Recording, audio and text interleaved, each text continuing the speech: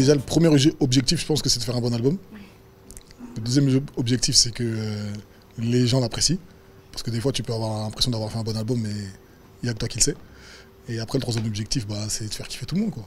Ouais, je me suis essayé à des morceaux un peu différents. J'ai fait des morceaux un peu plus chantés, plus mélodieux, tout ça. Je ne suis pas un Indien, donc il n'y a pas de signification pour Nyakuri. Voilà, c'est juste un prénom comme Jean ou bien Sébastien. Sauf que c'est un prénom qui vient du fin fond du village, du fin fond de la Papouasie. Non, je rigole, je dis n'importe quoi. C'est un prénom ivoirien, quoi. J'ai voulu appeler cet album par mon nom parce qu'en fait, je me suis rendu compte que Oku, qui est mon nom de famille, et Nyakuri, qui est mon prénom, ça donne OG en fait. Les initiales sont OG, Original Gangsta, et puis bon voilà, on s'y croit et tout.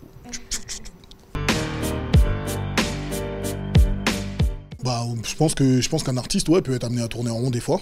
Et je pense qu'aussi le fait de voir d'autres horizons, c'est comme un voyage, quoi. Comme le fait de voyager, ça ouvre l'esprit, et c'est pareil. Il faut savoir des fois écouter d'autres choses, et puis pas tout le temps rester dans son carcan, dans son truc. Et puis des fois ça peut apporter, il peut y avoir du bon dans ce qu'on sait pas.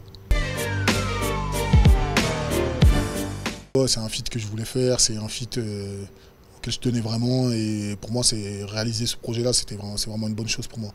Parce que c'est quand même un acteur majeur de la scène rap aujourd'hui, américaine. Parti à Atlanta, je suis resté 5-6 jours là-bas. Et puis on s'est donné un rendez-vous, on s'est vu, on n'a pas trop discuté parce que je ne parle pas anglais. Mais bon, on se serrait la main, on était là, côte à côte. Après on a fait le clip, bonne ambiance, on se disait des yeah. Des trucs comme ça, quoi. Parce que lui aussi parle pas français, donc voilà, c'était bien, c'est une bonne ambiance. J'ai tourné avec le fils de Clint Eastwood, du grand Clint Eastwood, Scott Eastwood. Ouais, donc voilà, il était son personnage, quoi. Il était beau gosse, quoi. Il arrivait, il était frais, il repartait, il était frais, comme s'il n'avait pas tourné. Il s'entraînait dans un coin, il faisait des flexions dans un coin. Ça, c'est la meilleure, c'est là. Pendant qu'on était en train de regarder le scénario, lui, il était en train de faire des flexions dans un coin. Après, il faisait une dizaine de pompes. Ouais, mais c'est vraiment ça. Il faisait des flexions, il fait que ça. Et je crois qu'il a envie d'avoir des belles cuisses. C'est un tournage en anglais. Voilà, donc moi je faisais les répliques en anglais et en français. Et ensuite, c'est très speed, très rapide. T'es là sur le plateau, tac tac, tu fais ton truc, tu repars. C'était pas le même tournage que sur Braqueur. Braqueur, c'était un peu plus à la française. Bon, en même temps, on se comprenait, tu vois. Mais là, c'est vrai que le réalisateur, il est argentin, mais il parle anglais et tout. Donc il y avait que de l'anglais et de l'espagnol sur le tournage. Il n'y avait pas de Maliens ou bien de Sénégalais ou bien d'Ivoiriens pour moi, c'était mort pour moi. C'est pas un challenge du tout pour moi, puisque Booba, ça fait trop longtemps qu'il est dans le rap.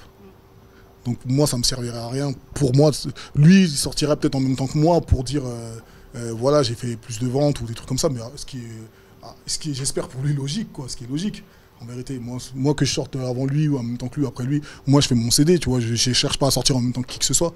Après lui, ce serait pas bon pour lui de sortir. C'est comme s'il se mettait à mon niveau en fait. C'est Booba. C'est quand même, tu vois, donc après s'il le fait, je sais pas, je suis pas au courant du tout. Salut public.fr, c'est le KAA 27Z2RO. Voilà, suivez-moi, sinon Kalash Criminel va venir avec sa cagoule. 2-7.